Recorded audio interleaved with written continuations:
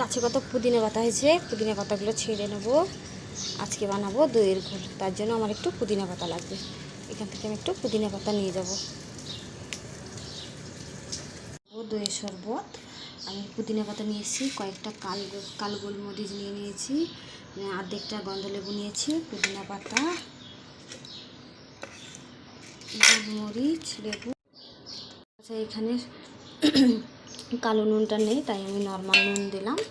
চিনি দেবো আঞ্জার মতো, একটু মিষ্টি মিষ্টি হওয়ার জন্য, টকটকে একটু মিষ্টি মিষ্টি হওয়ার জন্য দিয়ে এর মধ্যে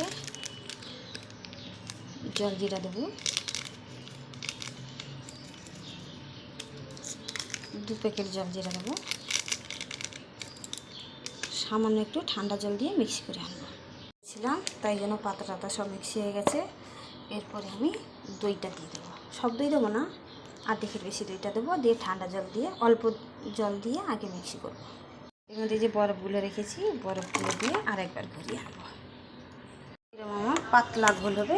এর মধ্যে আর একটু জল মেশাবো, গ্লাসে ঢেলে এরকম পাতলা হবে।